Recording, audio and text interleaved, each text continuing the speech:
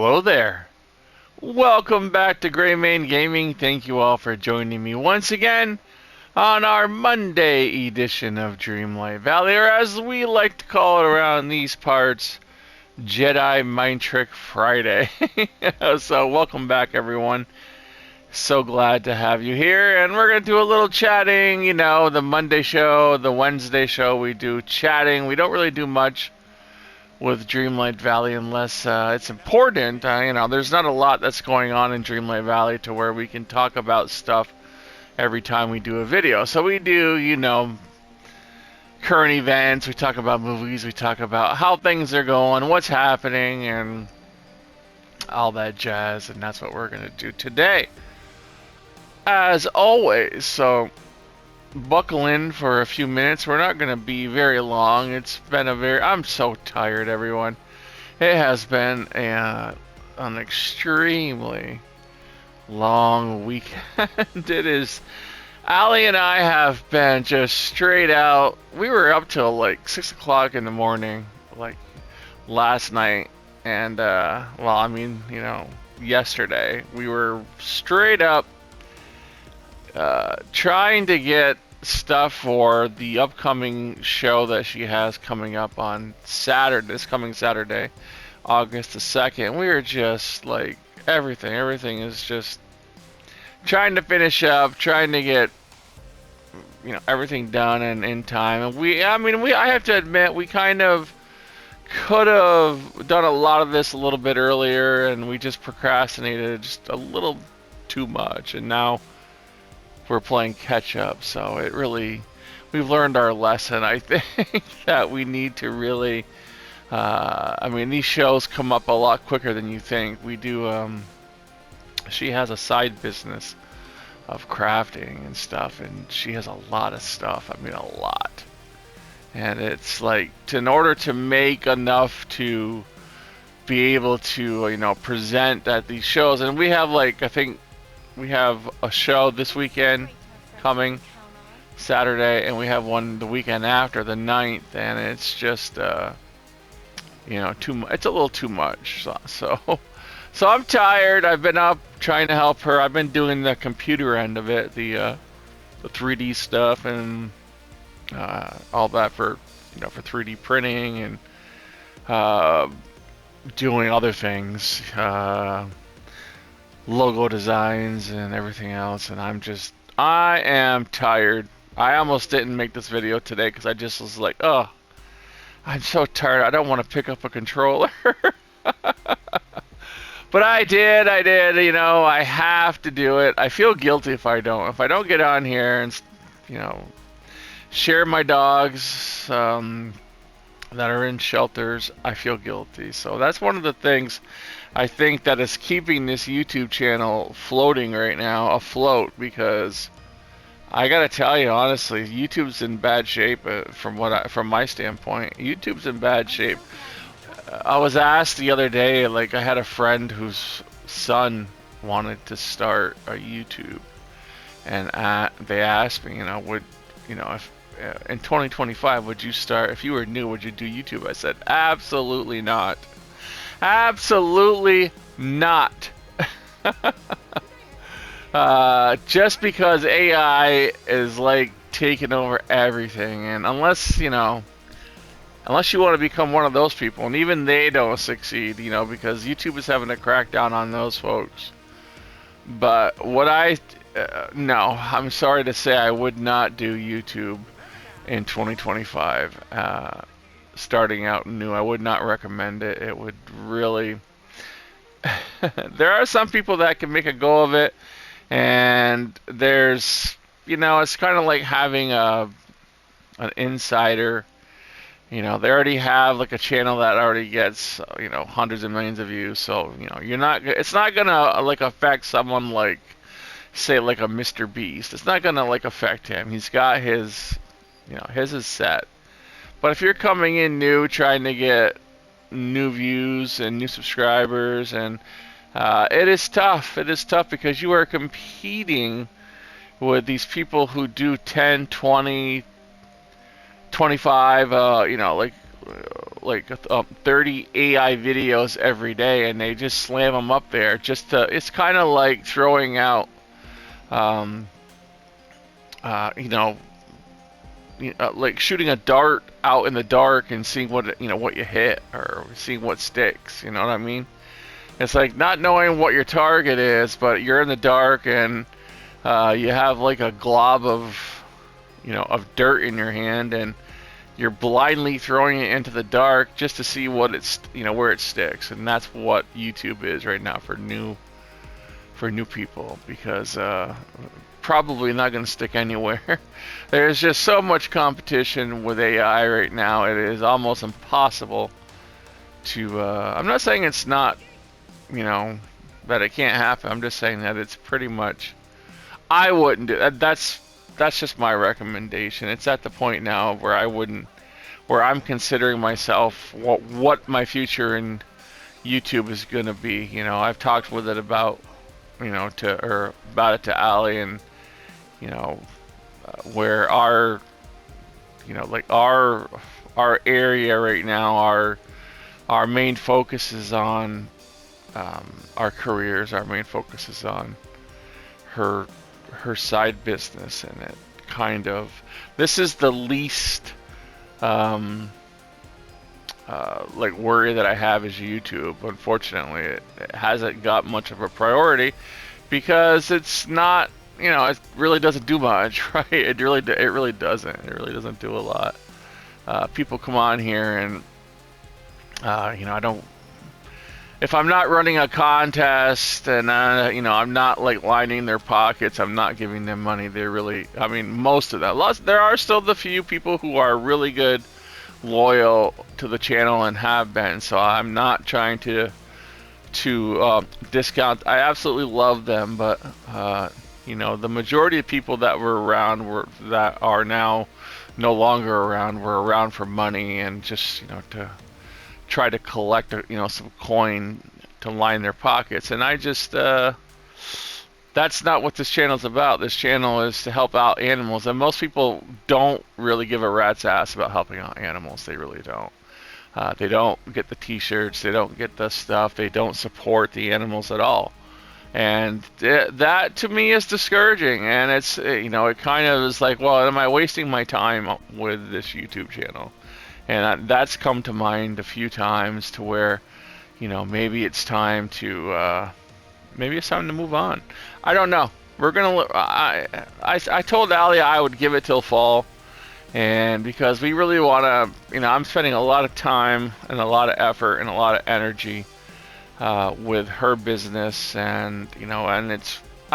It works, right? And so I can be obviously putting that energy and using that to support the animals in other ways. But the idea of this channel was to help out animals, and I don't ever want to give up on animals. So that's my dilemma, is that I feel like I'm giving up on the dogs and the cats because I have obviously with Ali, she has a local reach, and I have more of a global reach, but it has to reach, it has to have something. From what I'm giving, I have to get something back, and I just keep on giving, and I don't really get a lot back. And I think that's kind of like, especially now in the advent of AI and all that jazz, it's like, you don't get as much feedback, you don't get as much, and I think that is what is discouraging me. But I'm gonna keep going for now. But there has been talk about maybe, it's time. So I don't know. I'm gonna keep plundering on, just for a little while longer, and see how it works, because I don't want to give up. I'm not the kind of person who gives up. I tend to, want to fight until the last of it, and so that's ingrained, and that's where I'm at with this right now. But there's a point where it's like, well, it's not affecting anyone anymore, and maybe you need to read the writing on the wall. So we'll see where that takes us, everyone. I don't want to be like all like doom and gloom. So we're going to move on from that. What did we do this weekend? We saw the Fantastic Four. I don't know. I have mixed feelings about it. Okay. I have mixed feelings about Fantastic Four. It was good. Okay. The Fantastic Four dynamic was good. The story, not so much. The story was, a lot of it did not make sense. I'm not going to go into it. I don't want to spoil it for anyone, but it didn't make sense. A lot of it just did not make, I mean, the story, whoever wrote it, it felt like they didn't really know Marvel Comics that well. It just didn't make sense. And Pedro Pascal was pretty good. I have to admit, he surprised me. Not in a Michael Keaton kind of, not in a Michael Keaton Batman surprise way, but he was a little better than I thought he was going to be.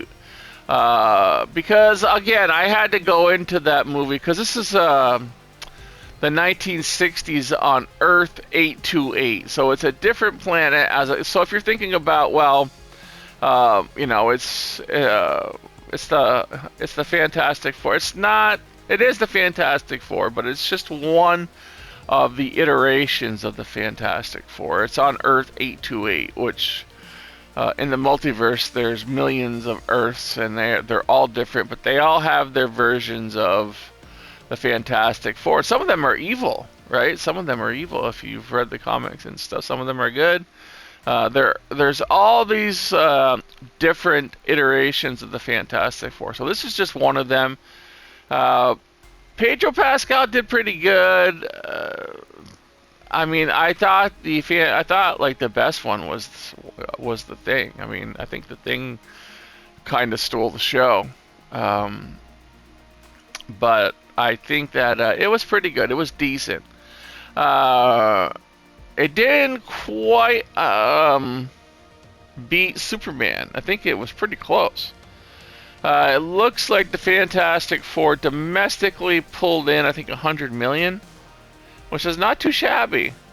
And then globally or overseas, it pulled in, I think, 200, or no, just over, what was it? I think a total of with it all was like 218 million with everything. So I guess around 118 million. I don't know, something like that. I was reading it and I don't remember.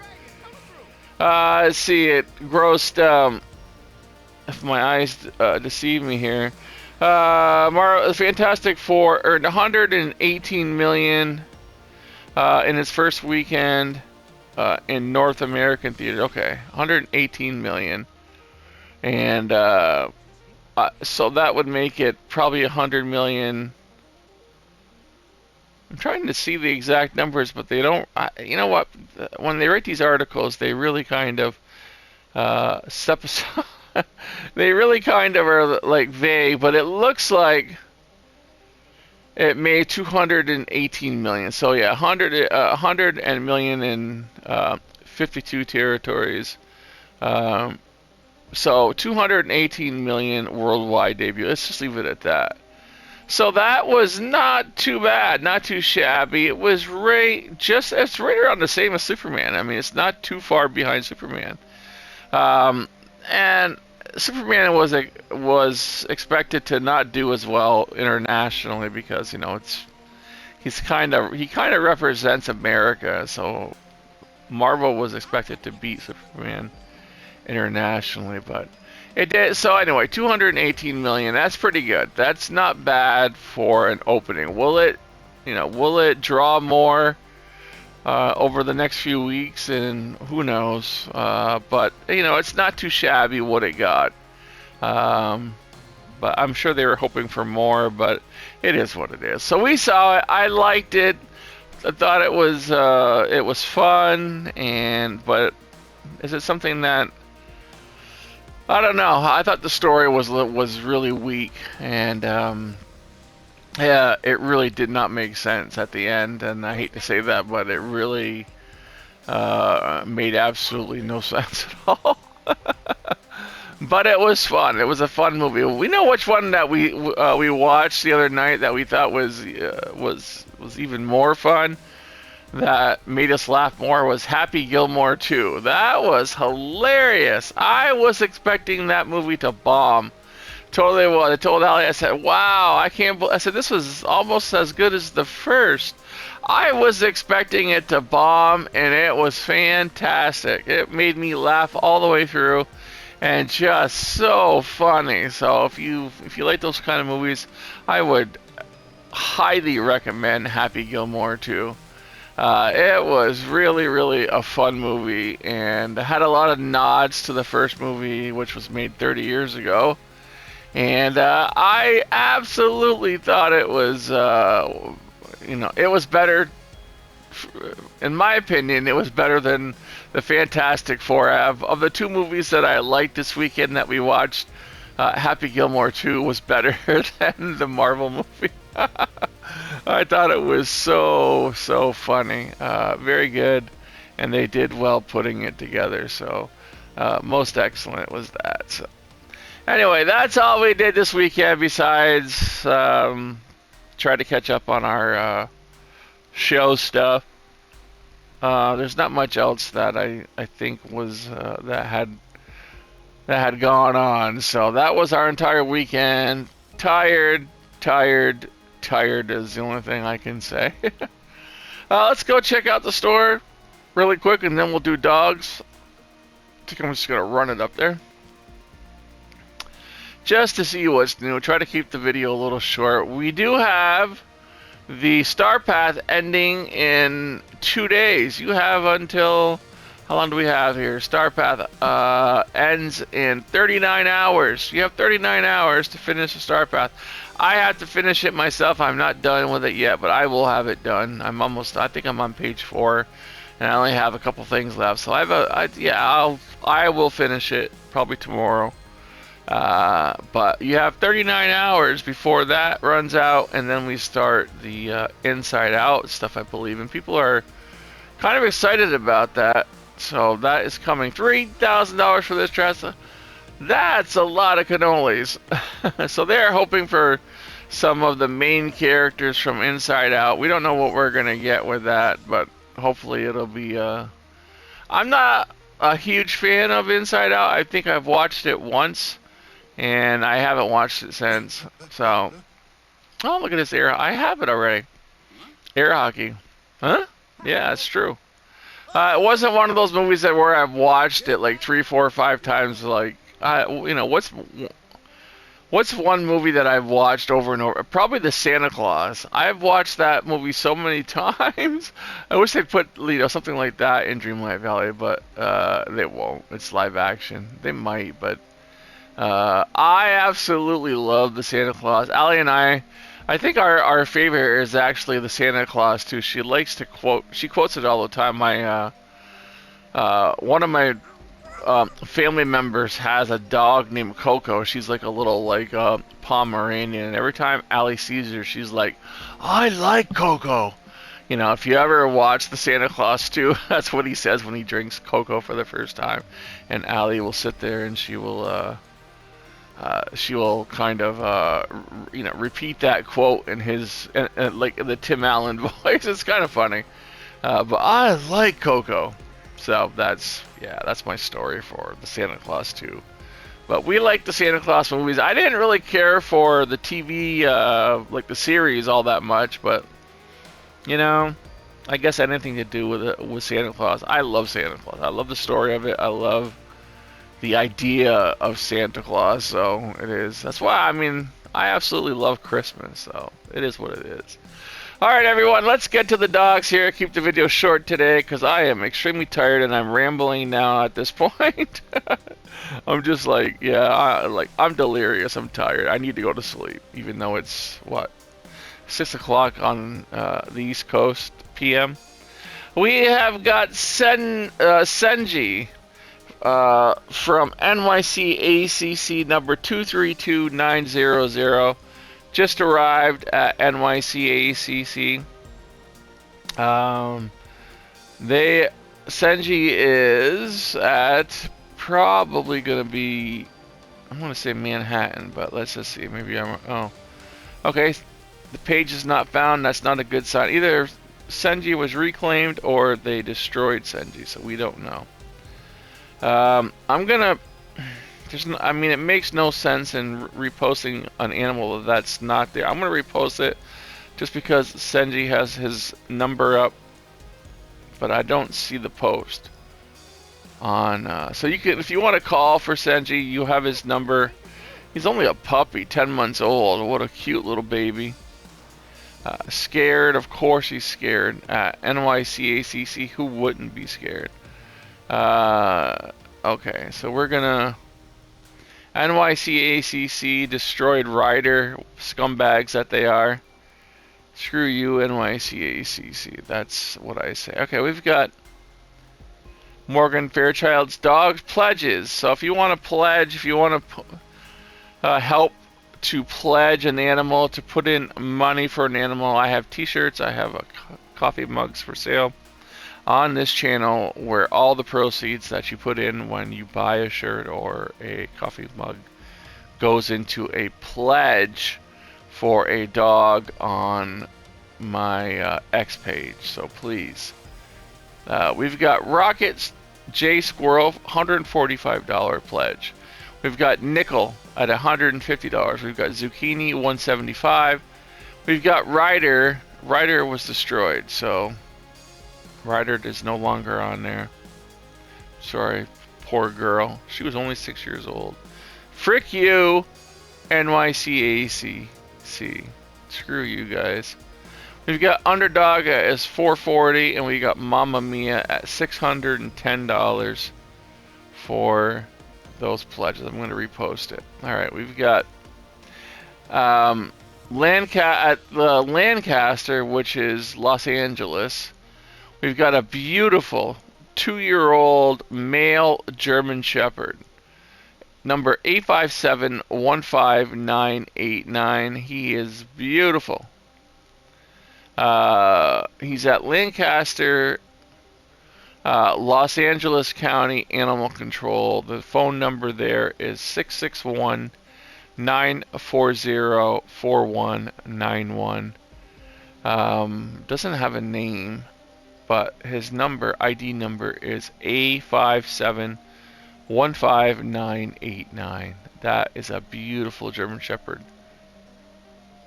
What a handsome fellow you are. Alright, one more. We'll do one more. We've got this old dog at 10 years old. His name is Panchita.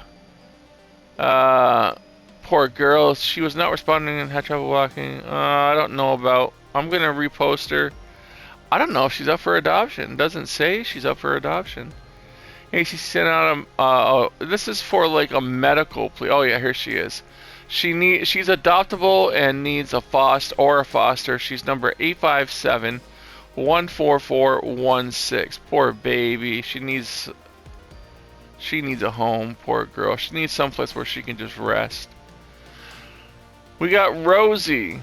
Rosie's another one who's 11 years old. She's A3. This is at Texas, somewhere in Texas. Where you at, girl? So it's probably going to be Corpus Christi, but let's see. I'm trying to find out where she's at. Yeah, she's at Corpus Christi. She is number A382368, and that is Corpus Christi Animal Shelter, 2626 Holly Road in Corpus Christi, Texas. The phone number there is 361-826-4630 for Rosie. Number 8382368. That is for Rosie. Alright. Beautiful girl. And she would love to have a home.